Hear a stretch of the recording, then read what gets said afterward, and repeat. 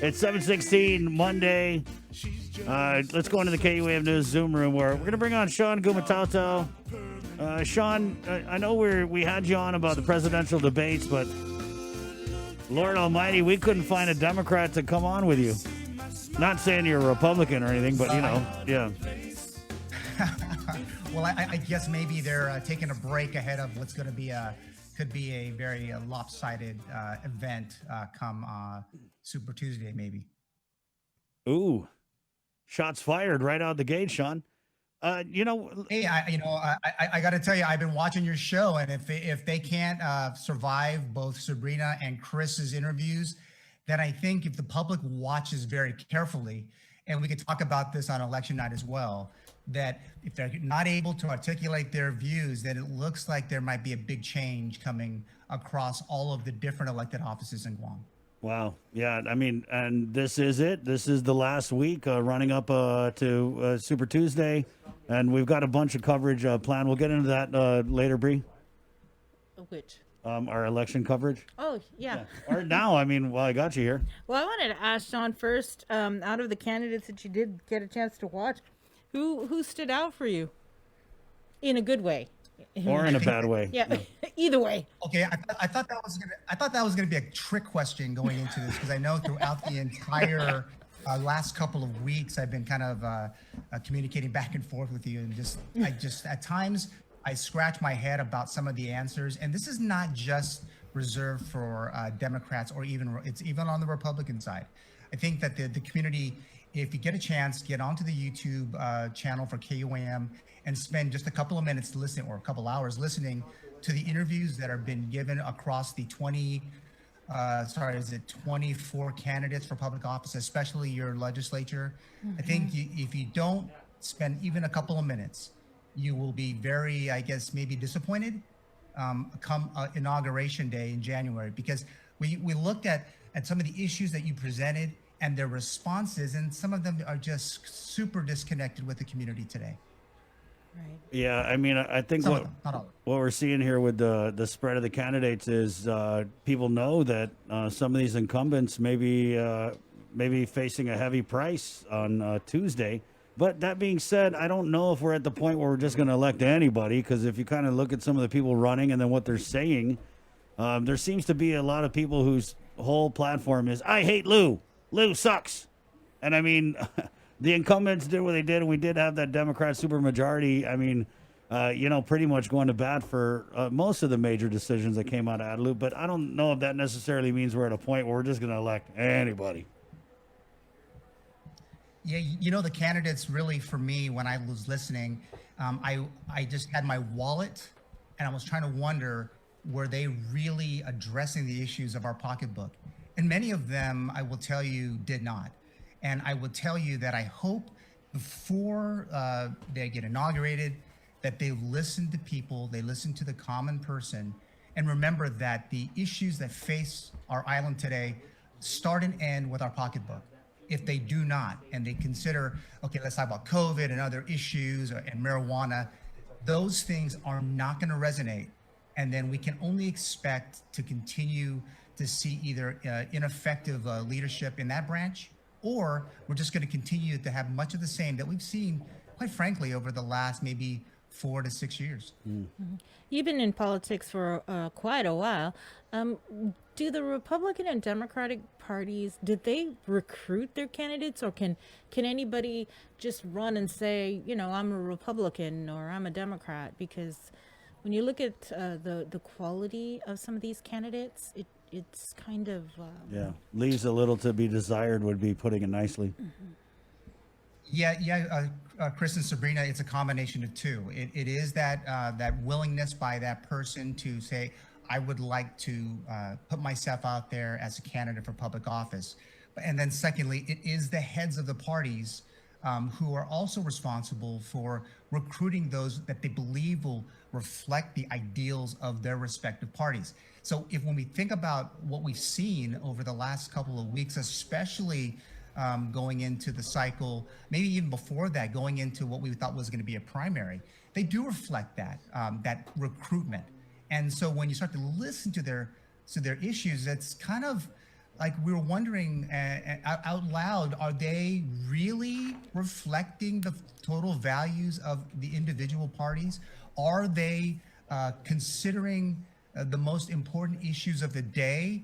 Um, I got to tell you, I put it solely on the shoulders of the two respective heads of the parties at this point, relative to how they brought those people to bear upon the general election ballot for sure.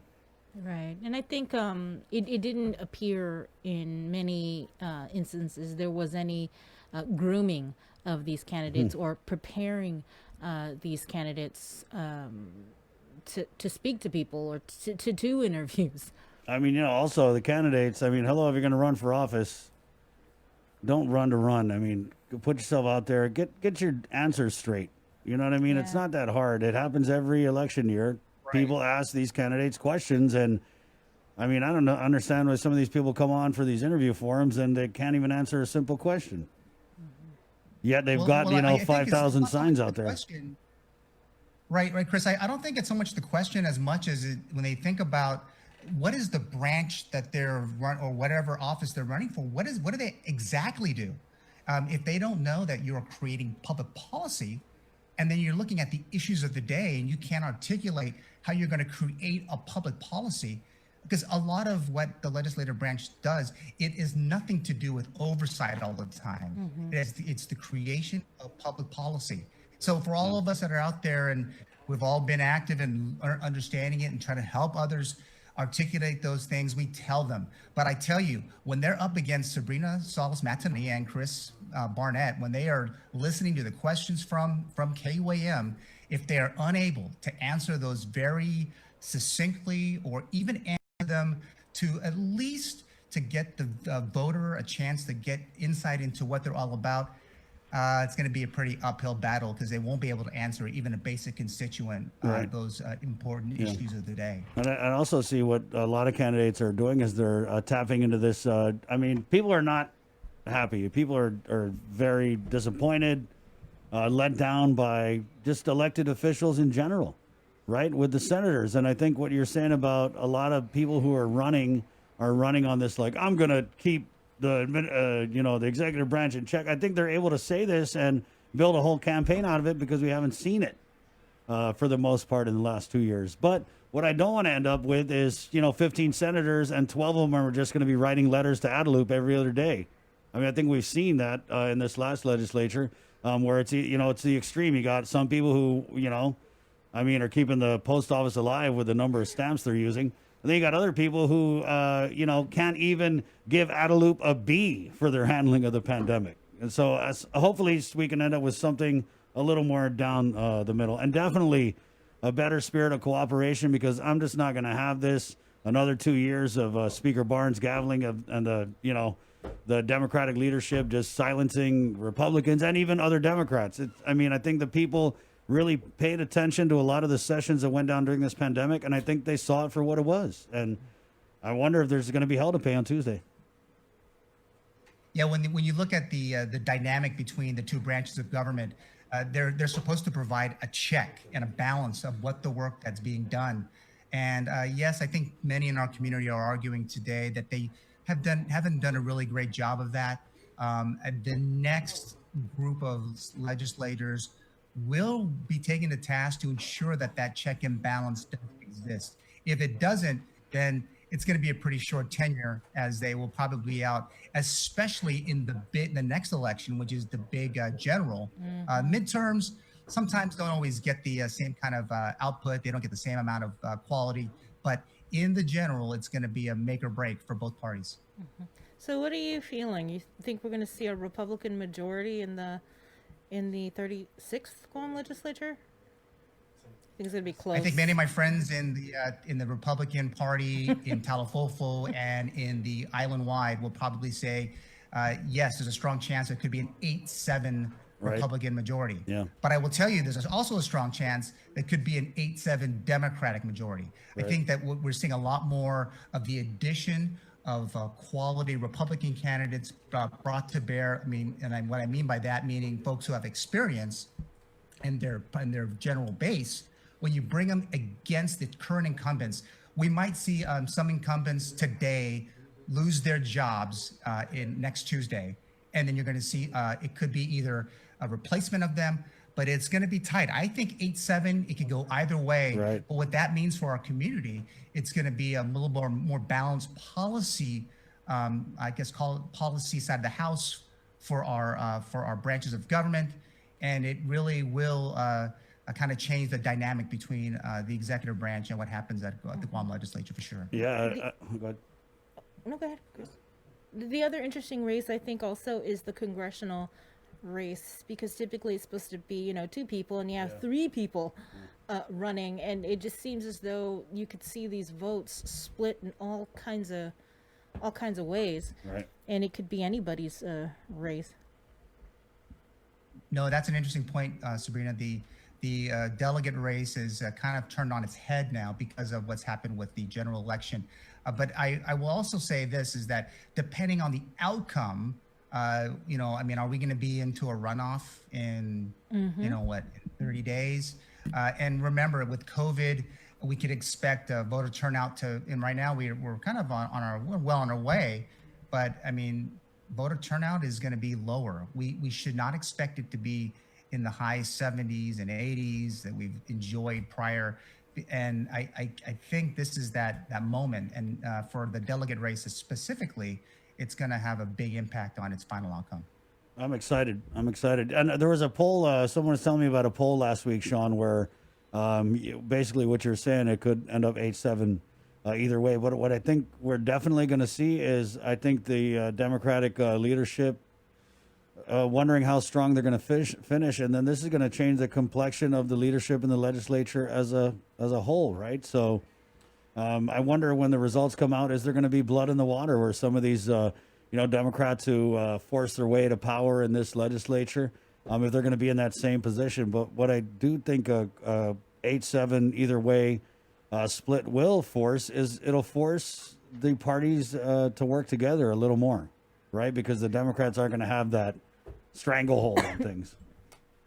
Yeah, there's going to be a lot of people asking for the lawmakers of our community, the legislature, to do a better job of that job. Many will argue that they're probably not the most popular people in this community today.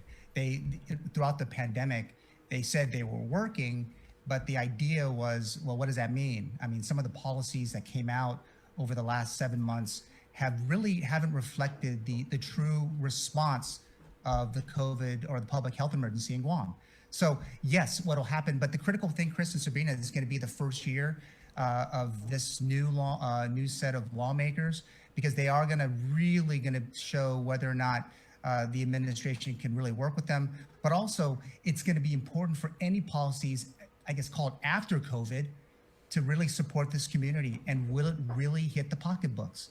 There is no question that the pocketbook issues of Guam are at stake in this election. And I hope people that are listening this morning and are watching, that are remembering that when you go to the polls, if you haven't already, because remember, most of them already have done because of COVID, but it's going to be pocketbook issues. And right. I can't think of anything else outside of COVID that's going to drive the voters to be able to bubble in something for a vote for any of these folks coming on Tuesday. Shawn, you talked a little bit about midterms, but let's cast our eyes a couple years in the future.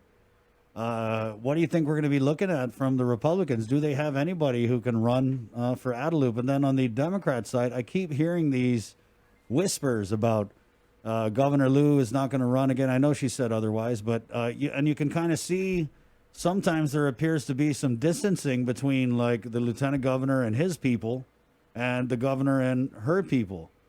Do you make that out to be what it is? Do you think we're going to see Josh kind of break out and run on his own, or are you hearing anything? And what are you hearing about Republicans? Well, I would say that the enthusiasm for Republicans are saying, well, yes, now we have a great shot to win Adelup. But 2 years is really a long time in political times. It's really a lot. So they're going to have to do some really big things to shift the trajectory of the administration's kind of stranglehold on Adelup today. Obviously, they had 2 consecutive terms of a Republican governor, and they were able to get through. Now, what's going to happen is all of the entire weight is going to be based on what's going to happen in the next 2 years of Governor Liu.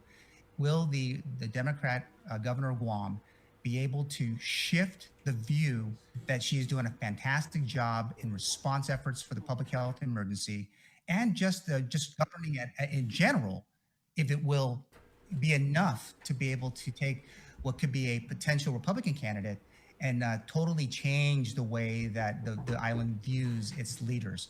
So it's the jury's still out. There's still much that's going to be done. And I would tell you this year, this coming year in 2021, will be the kind of the sign of what could happen in the next general. But if you look at this YouTube video in a year and a half from now, it might be completely turned on its head too. Right. Yeah. Before we let you go, we wanted to talk comms a little bit, and this just generally, or even if you could provide specific examples. We've been really critical of the messaging that's come out, the COVID-related messaging, and we just saw this morning this Halloween guidance where it was like, don't Halloween, but if you do, do this and do that and do that. And is that mixed messaging, or do you think they're allowing for the inevitable group of people who are going to trick or treat no matter what? Yeah, I will say, as a person who was part of the messaging in the middle of this response, I will say that, and to give them a little bit of credit, public health is deferring completely to the Centers for Disease Control relative to how folks should do Halloween. And it's interesting. I was listening earlier and some of the ideas. One of my brothers in the States lives in California, which is not a hot spot where he lives, but he's doing trick or treating. He's going to give little candies, but he built a slide so he can help give candies to folks. Pretty because he loves Halloween, obviously. Yeah. But when it comes to the guidance from the CDC, they're just trying to trying to give them enough information to make decisions. And I try to tell this to my kids too. These are extraordinary times, and how we do things like Halloween and other activities in our community, we have to remember that this is only a one-off. We're not going to be stuck doing Halloween like this forever. So it's a little different. I'm throwing candy on my table on a Halloween night and say, here, guys, have fun. I'll even have some junky ones so my kids can have a little bit of the taste of what would be a real trick-or-treating. But the idea is, here's some options. You can do them, but be mindful, be safe when you're out there. And I don't think it's mixed messaging. I just think they're trying to use much of the CDC's guidance as they can and let the people decide what they think would be best for their own safety relative to Halloween. I appreciate that. All right, Shawn, thanks so much. Hey, thanks, guys. Got to get to my UOG class. I'm all warmed up now. Thank you. Right on. So. Good for you. And hey, maybe next time we could talk about the debates. yeah, no, not worries. And by the way, to Jason's idea about coconut milk, you just give me ideas for dinner tonight. So thank you very much and I don't eat coconut milk or eat cereal with my coconut milk, but I'll try that out. Hey, we'll see you on election night. That's for sure. All right. He's gonna help us out with the election. Yeah. Nice, sweet, good job, Shawn. The gang's all getting back together, man. We got the band. Sounds like fun. I'm very excited. And don't knock the cereal with coconut milk. It's vegan. Okay, I'll figure that out too. Okay, later. see you, my man. Bye. 7:35. It just reminds me of the time we didn't have any milk for cereal growing up, and my grandma told me to use the carnation milk. Really? It's a little rich, guys. A little rich. No, you want to know what's crazy?